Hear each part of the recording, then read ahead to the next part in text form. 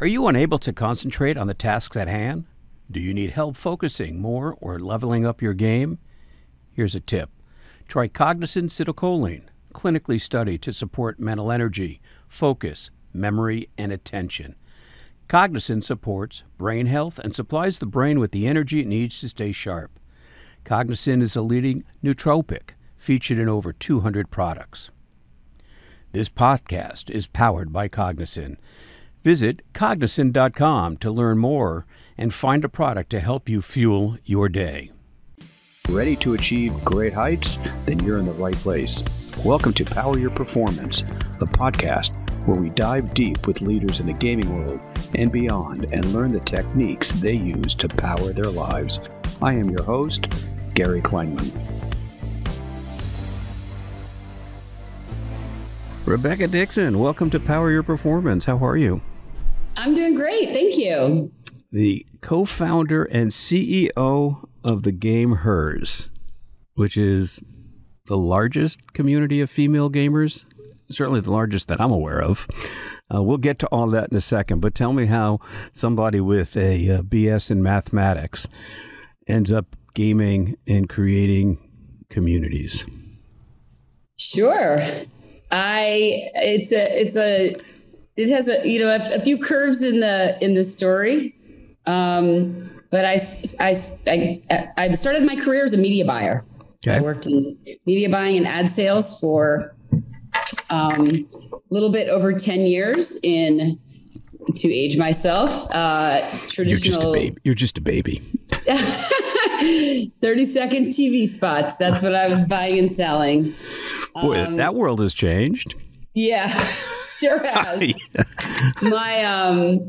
My love for figuring out branding stories and best places for brands to reach their consumers and their communities has not changed, but the way to do that almost has nothing in common with my original experience. But it was definitely a great, a fun part of my career, a great way to come out of college and really learn about an industry. I majored in math because I like math. And did you want to go into math? I mean, or I don't know how you go into math. Be a math professor. Be economist. Most math majors when I was majoring in math either were engineers. I went to Vanderbilt, so Vanderbilt has an engineering school with a lot of double majors in math, or teach a lot of math majors teach or become actuaries. Like I said, I majored in math. Vanderbilt's a liberal arts college, so I majored in math. I actually minored in music, vocal performance. So I love to sing, still do with my kids. And I just, it was just something I liked. And I figured, well, math's a great background for everything, which I still believe. It is. That being said, coming out of college, I knew I'm not an engineer. I didn't envision myself teaching. So I looked at a lot of different things. I did a little bit of a short stint in consulting and quickly moved into media buying. So that was a great way to also spend my 20s and early 30s. And I'm located in New York. I'm a lifelong adult New Yorker. So I've been here for 22 years, and it was a really great way to begin my career. And then I left that industry and joined the entrepreneurial world. I've got four co-founders. There are four co-founders of the gameHERs, and three of us were together at a company before the gameHERs in the parenting space. So around the time that I left media, I was becoming a new parent, and I was a community member of the organization, the company that my other two co-founders had started called Mommy Bites, a community for new parents. And they had grown so much, they were getting outreach from brands, and they were looking for someone to help them monetize it. And so as somebody in their community, I got connected with them and joined them. We were, it was just a great experience to learn about building community around women. And we also had a platform that connected parents and caregivers. And we were fortunate enough to grow the company together to a point where we sold it. We sold it to a media company in New York in 2016. And so at that point, then we had, 3 entrepreneurs who had just sold a company, loved building community around women's initiatives. And we found ourselves with some extremely strong ties to the gaming industry at that time. I will get to that in a second. Let's go back to Mommy Bites. So you're a new mom, and there's a community of mothers or soon to be mothers, or expectant or new. And what was it? It was just kind of like a community self-help blog community. The company again, things changed so quickly. It's hard to remember a time when something could exist only in person, but it started out literally as a grassroots, bootstrapped, New York-based organization. My co-founder Laura had a baby, was a former teacher, and felt like it was hard to meet other moms. So she grew the company. She started the company, grew it, joined Heather, and then they expanded. It would be like luncheons with moms and babies, and an educational speaker on things you should register for when you're pregnant, and how to, tips on breastfeeding, and all the things you might want to connect. But it sounds hyper local. Was that initially just hyper local? At the start, it was hyper local. Then it transitioned to have a digital component, which completely overtook the local part of it. And did it also then allow other hyper local communities meet individually in their world, or did it all stay digitally? A little bit. To answer your question, a little bit, but it mostly became digital. So we had a big New York base. We had some San Francisco, Boston, and Washington, D.C. in-person events based on those hyper-local communities. But, the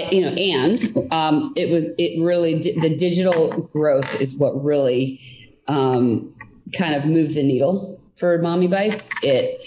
It was all the things, as they kind of became important. So a newsletter, obviously a website, a newsletter, Facebook, Instagram, Twitter.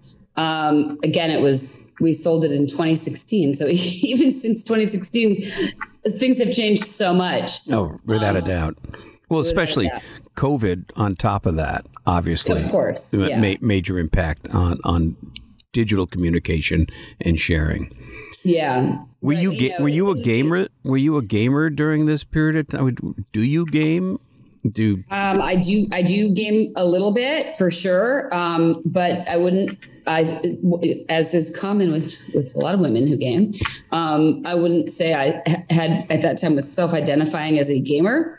I certainly grew up playing games. I have a brother who's a big gamer, and identifies as one. But I played games growing up, but it wasn't a huge identity, I would say. That being said, the main way I play games now is with my 2 middle school daughters. But you find that even in Mommy Bites that women may game enough, but they don't want to self-identify as a gamer, where guys have no issue identifying as a gamer. Yeah, it's not black and white at all. That's one of the challenges, and we could get into this. We will as we talk, but it's one of the things that makes it complicated for women to, have all of these sort of resources and opportunities in gaming, is because of the identity part of it. But even hardcore gamers, quote unquote hardcore, however you define that, some women do for sure identify as gamers, and some don't. I mean, one thing I heard one time, somebody said, it's like, do you read books? Because people who read a book a week all year long still don't really identify as like a book reader or a reader. I mean, maybe they do, but it may not be the first thing they say. So I had a conversation. Oh my God, let's go a couple of years ago with a dear friend's wife, and she really didn't understand gaming. And I knew she played Words with Friends, right? So, and I said to her, "Don't you play Words with Friends?" And she goes, "Yeah." I said, "Well, how often do you play?" "An hour a day." "Who do you play with?" "I play with my girlfriends." "Do you want to beat them?" "Yeah, of course I want to beat them." I said, "If there was a place for you to go to improve your word skills, would you do that?" And she goes, "Yeah, absolutely."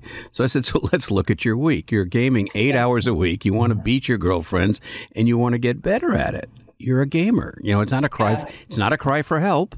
You're a gamer. It's okay." And ever since then, she's one of the few people that send me gaming articles to this day, because the perception is she just couldn't fathom even saying to her kids, "I game." And interestingly enough, any guy that would do that, or any male that would do that, would have absolutely no problem saying, "I game." Interesting. And there's so many different ways to analyze that also. I mean, for sure, it comes up from maybe from more than from time to time.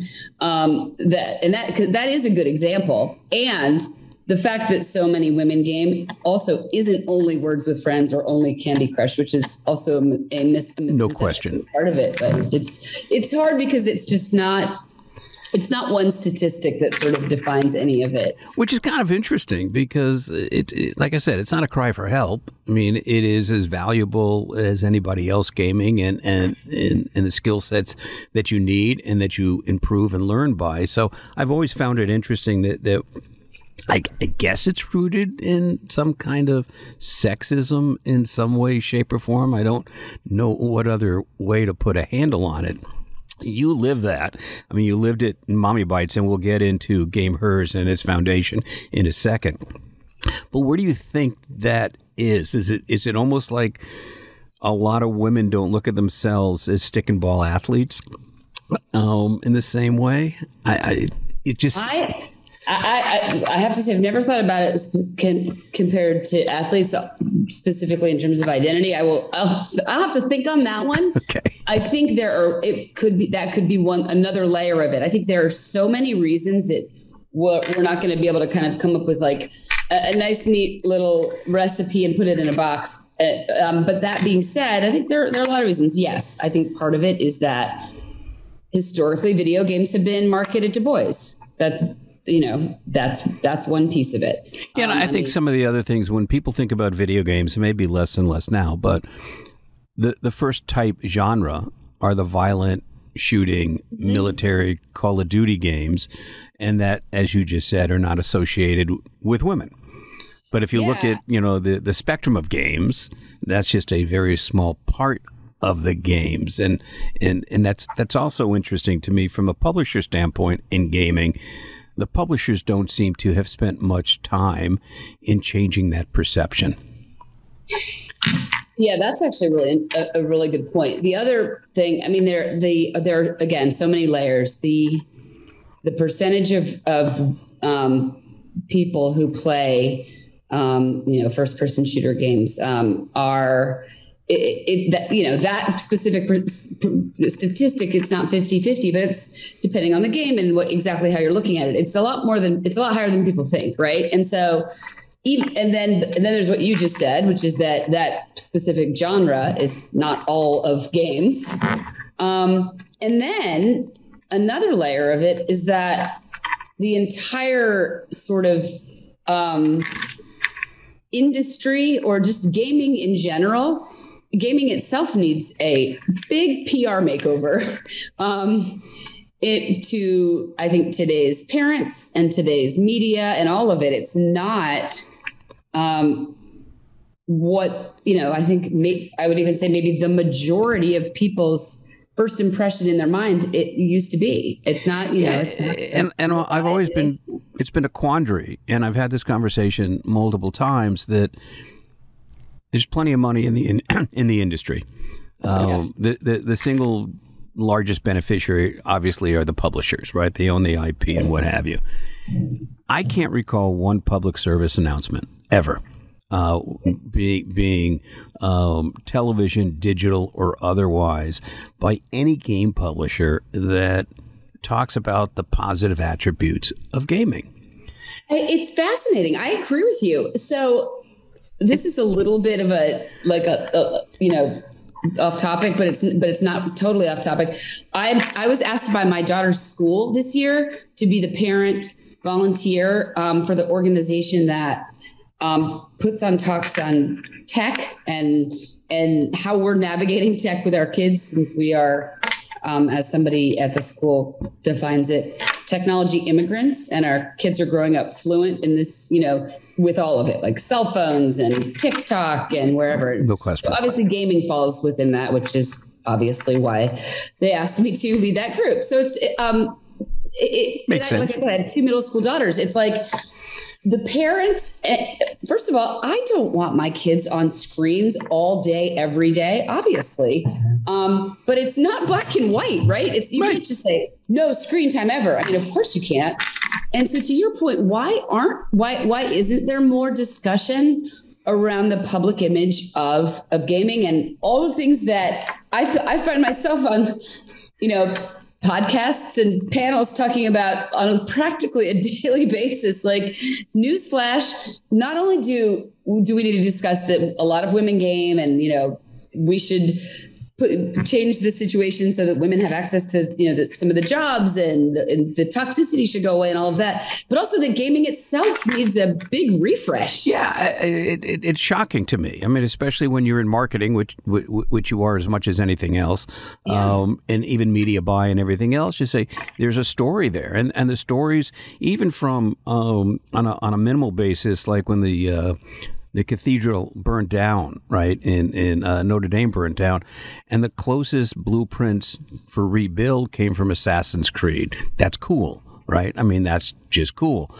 There's a statistic I read, and don't quote me on the actual percentage, but somewhere in the neighborhood of 20% of city managers grew up playing SimCity. I mean, that's a huge impact on that career, and that's a hidden statistic in a research paper someplace. And why wouldn't the publishers go, there's a value proposition here, there's community here, there's story, there's conflict resolution, all the things you want your children and yourself to develop with is silent. And I just wrote that down because I want to see if I can find where that statistic is from. No, please do. You know what? I'm on an airplane later today, and I'll get the internet and I'll help. I'll see if I can find that as well. No, anytime I can get data behind why gaming is good, I try to keep it, because it's so obvious, but for some reason it doesn't stick. Everything from well, first of all, I love the analogy to sports. Like, do you, if you're talking to parents, like in that organization that I was mentioning that I help organize in my kids' school, like, have you ever taken your 5-year-old on a rainy, overcast, cold, early spring day to a soccer game at 7 a.m. on a Saturday when you have actually never played soccer yourself, but you understand all the benefits of it, right? Coaching, leadership, teamwork, problem solving, obviously physical activity, all of that. All of those things, other than maybe depending on the sport, physical activity, all of them can be found in various games, depending on the game. And I just named a few. It's fascinating, but getting actual data is pretty.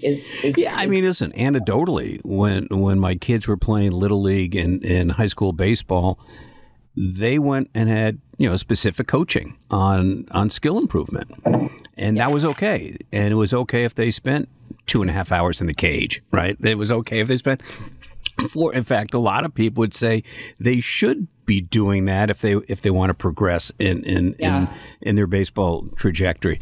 That has not certainly transferred over to gaming. And whenever I say to people, and so many people just don't understand gaming, and you say, what's the average age of a gamer? They all go to 16, 17, 18. Yeah. Right. And if you ask about the split between men and women, they're nowhere close. So, but getting back to your trajectory, you sell Mommy Bites. How do you sit with your partners and you go, all right, we're going to do the same thing for women in gaming? Is that a coffee clutch around the table and you go, we're not power gamers ourselves necessarily, but we know women are out there Yeah. Who lights that? Who lights that match? In short, yes. How we got there is pretty easy to recap, which is my co-founder Heather went from parenting to toys, and she was doing product design with Al Khan, the visionary behind Pokemon. So she found herself at licensing fair, toy fair, just in a lot of video game conversations and consuming a lot of research and data around that industry. And at the same time, while we're all kind of in this exploration of like what next as entrepreneurs, I was doing a lot of that same kind of research and consuming of just everything from startups to industries. And my family has been involved in the ownership group of Envy Gaming for many years. And so my dad and my brother are part owners. My brother's still on the board. So I had honestly not been paying too much attention to what they were doing because I was helping, sell a company. And so once I had a little more free time, and esports, in 2016 wasn't the common word that I think it is now. Right. But I certainly had, we had conversations around Thanksgiving dinner about it. That was like my exposure to what they had been doing with Envy up to that point. And I started digging in a little bit because I think the thing about the gaming industry, and it's like every day I think, well, will this stop, or is it just going to keep going up? You read a little bit about it, you see the statistics, that whole thing everybody quotes about the movie industry plus the music industry and double that, and gaming is bigger. It's just like I couldn't stop peeling back the layers of just the industry itself. It's so fascinating, and it's complicated when you're not endemic to the industry, without a doubt. Esports and the publishers and the leagues and the conferences and collegiate and all of it. But what Heather, my co-founder, and I, who were, in touch all the time, still just as friends and former co-founders, both of us kept seeing this statistic that women are half of gamers, or, women account for about 50% of gamers, or maybe it's 48 or 46, but it's not zero, right, which is what a lot of people think it is, or it's not 10. And 50% of 3 billion people gaming every day is pretty significant, right? That's a number. It's a huge number. And you add in all the things that were kind of in these conversations at that time, like with my advertising background, I'm like, well, if that's the case, why don't the brands care? Like, that's just a market. Right. It makes no sense at all. Or maybe it goes back to my math brain. Like, there's money being left on the table with with the people who generally spend the money in families. So we did a deep dive into the industry. We obviously our other co-founder, Laura, this was right after we had sold Mommy Bites. It was just one into the next. And and Verda, we have our fourth co-founder now. Verda and Heather have been close friends forever. Their sons grew up together since fourth grade. And Verda is Black, and Heather, the two of them started an organization at their school to discuss race because their sons were best friends in fourth grade, and that was unique. So when you start talking about women in gaming, the conversation immediately is opened up to all marginalized genders and race and just communities. And so the four of us were just kind of discussing it. And there was an aha moment at a conference Heather and I attended with 300-ish people at of all places at like a very kind of serious conference about investment in gaming and investment in esports. And the statistic was brought up about women in gaming. And we looked around and we're like, well, if women are half of gamers, then why are we the only women here? So, Heather was the one who kind of went home that night and was like, wait, we should start basically a community. Mommy Bites for gamers. Basically. Yeah. So we did do a ton of due diligence in terms of like, this must exist already. Because at that point, communities and just communities for like-minded people, that wasn't a new concept, What we did find is that, of course, there were women discussing the lack of, lack of everything, sort of representation in the media, protagonist in games, access to jobs, all of it. There were a lot of nonprofits, and there were and still are a lot of great nonprofits addressing the issue from many different ways. And we identified hundreds of women in the industry who were doing whatever they could, right? Speaking on panels and discussing it and trying to create mentorships, but we did not find a community. And so what we created is, yes, it started kind of as the Mommy Bites for Gamers, but it was a community that then could act as media. So like community as an influencer, community as media. So what, our tagline is that we're a community media platform and a social network for women and femme-identifying gamers. And importantly, all allies, because anybody is welcome in our community. We certainly won't be able to have any impact whatsoever if men don't support the concept that, yes, women are approximately half of gamers. So let's figure out a way to kind of reflect that everywhere. Was there and is there still a resistance from part of the male community not being open? Because you hear about the trolling all the time. Have you? Sorry. What have you found? Yeah. So I said no quickly, and I'll expand on that.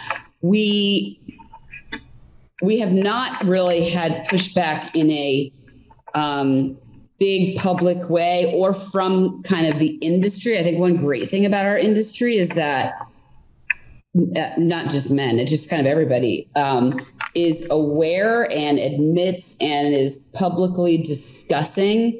Yeah, there are some serious challenges that as an industry we need to address and overcome around women in gaming. And we were concerned that maybe we would get pushback. We thought we may get pushback primarily for not being endemic to the industry. Like we didn't come up as hardcore gamers who were experiencing toxicity and harassment. And so we created this community. And we got some advice or some,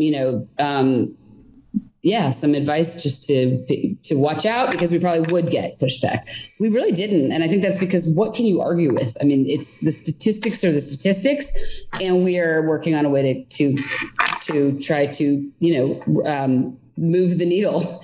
And we've always been very upfront about our background, because I think our background is not only important to be transparent about, it's valuable. Oh, without a doubt. It's valuable because we know how to create community around women. We know how to take that community.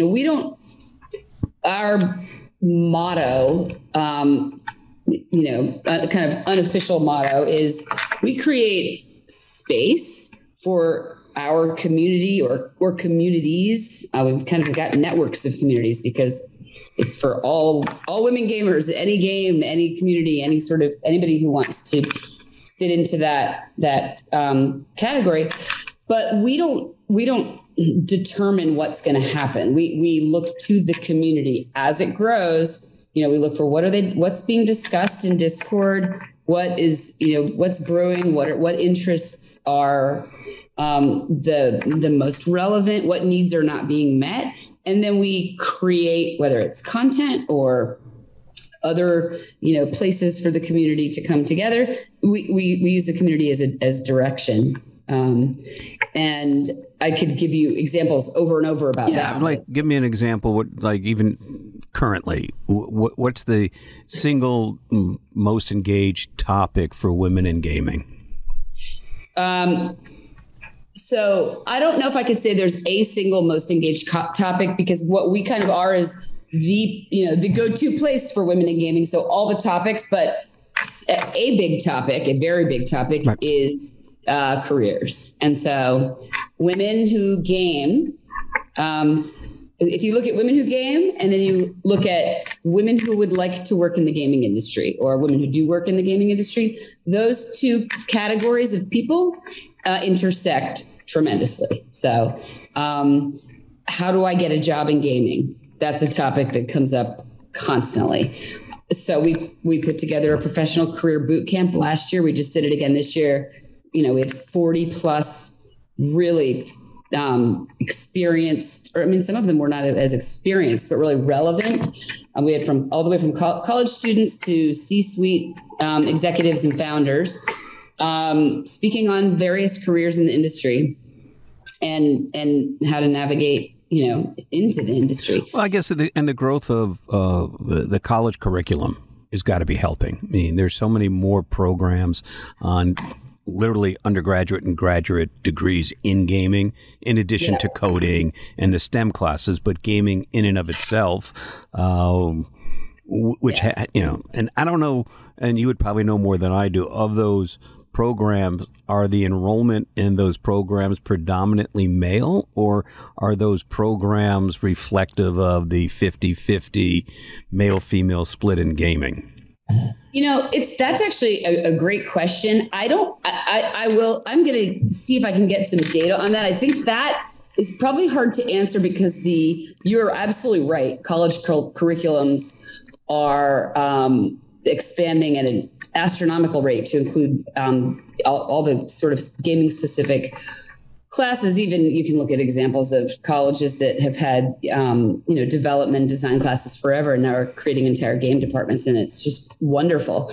And esports and all the different, there are so many relevant college classes that could lead to this industry.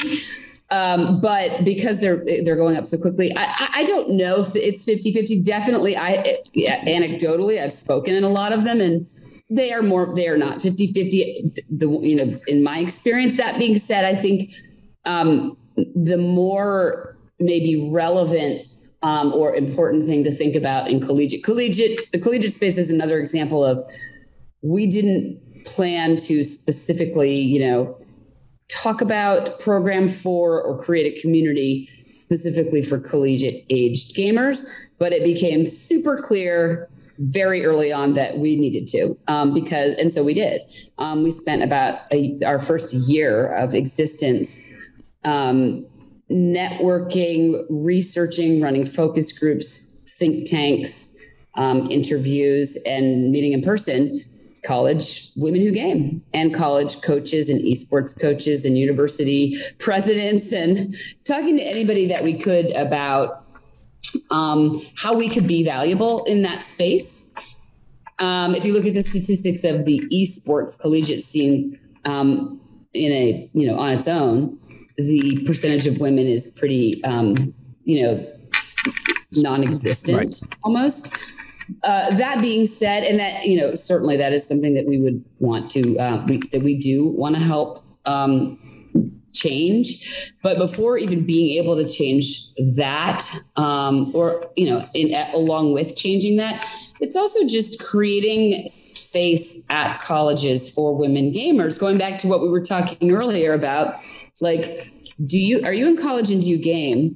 Because if and you're a woman, if the answer to that is yes, there's a good chance you're not even telling your friends. Right. Well, there's no question they're not. Right. Yep. And so we have a really cool statistic around a pilot program that we did with DePaul University last year. They actually have,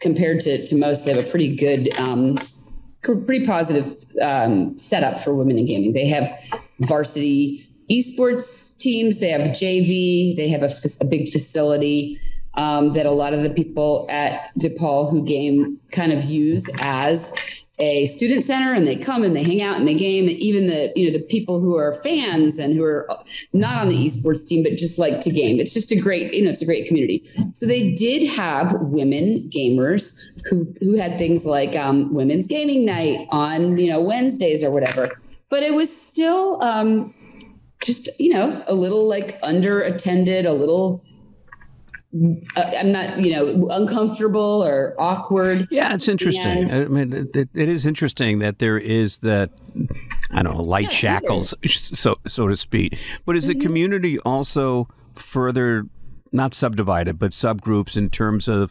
LGBT and race, or is it women gamers and there are no other demarcations within that? So for the gameHERs, for us, even though we usually just say gamers, but it's everybody is included. And I would say that in our app and in our Discord, we can talk about those specific places in a moment. But there are different places and different groups that may talk.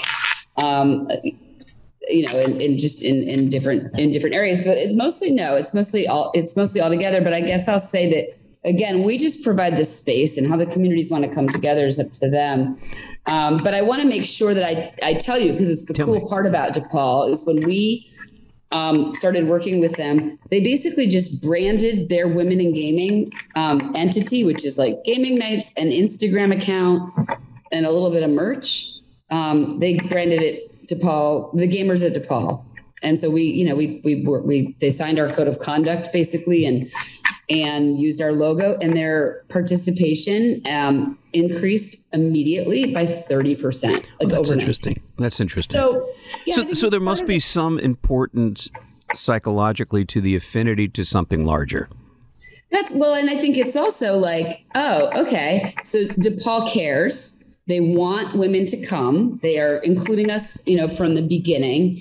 And something that felt a little uncomfortable for whatever reason that, we will probably be analyzed at some point as we get a little further along in this journey of women in gaming. But at this moment, we don't need to know why. What we can know is that when it is clear that women are welcomed and included, they come at, more. And I am sure that they will use that as a recruiting device. Yeah. For future students and applicants. And that's exactly so. Our journey in the collegiate space has evolved since then. Even we, as I mentioned, we look to our community to kind of tell us what they want, and we developed an app. And so we had at one point been thinking like, great, that'll be a good place for the college students to come together.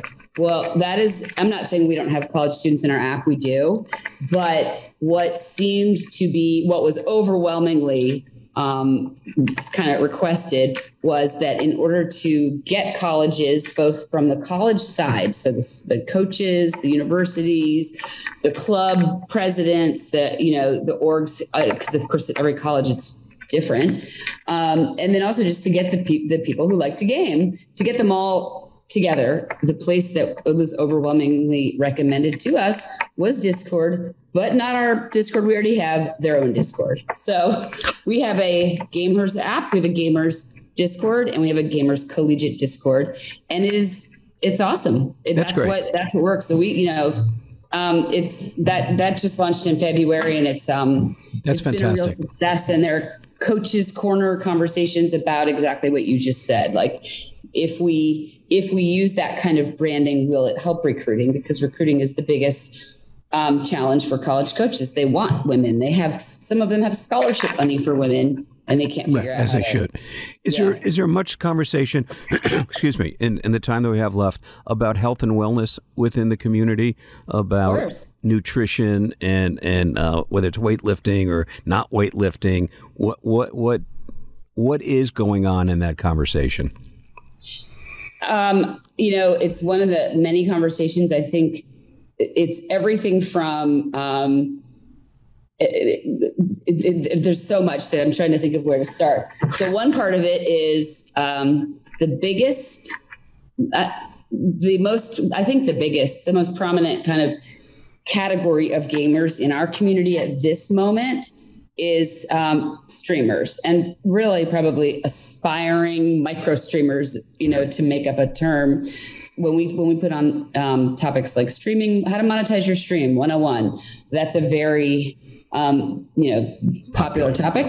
And I think it's something that streamers talk about a lot, health and wellness, both specifically as it relates to gaming and just in life. Because I think that may be one of the other biggest trends, and this goes along with health and wellness, is that, we started out this conversation talking about that women sometimes do identify as gamers and often don't. So gaming is something that a lot of our community absolutely loves, and it's not the only thing that is a part of their life. Right. And so whether it's health and wellness very specifically connected to gaming or just in general, yeah, it's a topic that comes up all the time because I think we're all talking about it all the time. It's interesting because, right? A lot of our experience in gamers in the health and wellness space is when you start looking at gamers being on the younger age, which isn't necessarily always accurate, they feel invincible, right? So if they have pain, okay, I got pain, I'll take an aspirin, or I want some energy, they'll go for, Red Bull or Monster or something sugar loaded and what have you, and not really connect the fact that mind-body at that age lays the foundation for future health. And it's just interesting from a perception standpoint that has not been introduced early enough to those that game. I think you're right. I think there could be, and I'm talking, I'm just sort of brainstorming on this as we're talking. This isn't something that, but I think a lot of it, if you think about esports specifically, I think what you just said is really probably true. And if you think about just people who game, which would include just casual gamers, gaming enthusiasts, and also streamers, I do think that the younger generation, whether we're talking about Gen Z or Gen Alpha. So I just have been hearing that recently more. I'm like, okay, we're already there. Okay. Yeah. And I do think health and wellness is something that has been and is going to be more and more important and discussed more often just because of, the nature of we all want to be healthy and live longer. And the fact that now there is an identifiable career, right? And there's money involved. So you do have to then be the best that you can be. Before it wasn't all that important in terms of necessarily your professional growth. Now you can see that. And the other interesting thing that you brought up, which I always think is interesting to talk to people about, is, so much attention is paid to esports, right? I mean, that's headlines and dollars and everything else, but that's a small slice of the gaming world. I mean, the bulk of gamers just want to play with their friends. But there still can be a career in it, even if you're just playing with your without friends a doubt, a streamer, right? No question, no question. So all this attention that goes to esports is really missing the larger bulk of the market of who's gaming. Yeah. And I think about that all the time because, listen, we have really solid relationships with so many of the esports orgs. We want to facilitate esports scholarships in college. Like, esports is super important. So I'm not diminishing that at all. And it's there are so many gamers outside of that. And in health and wellness, I think that's where you're going to really see a potential just discussion and interest in health and wellness grow. Maybe even faster. It's not, and hopefully the business isn't quite as sexy as esports, for whatever reason. Well, but then when, as colleges have competitive teams, just like the stick and ball, they have to have health process and protocols. They don't want injuries. And when I can ask you 1,001 questions, but I'm going to be respectful to our time. Love what you're doing. Single last question. What's your recommendation going forward for women in gaming? I think that we've made so much progress, and when I say we, I mean the industry and women in gaming at as a whole, and certainly here at the gameHERs. And so I think the future is certainly bright, and it's just important that we don't, kind of rest on our laurels. And so for companies, keep talking about it, think about how to hire women, think about how to retain them, and know that there are so many careers in gaming, so many opportunities, and so many women who are just incredible gamers and really excited to continue to be a part of it. Well, I'm glad you guys are in the industry providing communities, especially women, safe haven, so that they can game. And listen, gaming at its core is about engagement. And absolutely. And that's what you guys are doing. Thank you for the time. I appreciate it. I am going to do some research and get you some of those statistics, hopefully today. Awesome. I love it. Thanks. Thanks, Rebecca. Thank you. My Bye. pleasure. Thanks for listening. This podcast is part of the MAP Esports Podcast Network and produced by Innovation Media Enterprises. Please be sure to leave us a review and follow us on your favorite podcast player.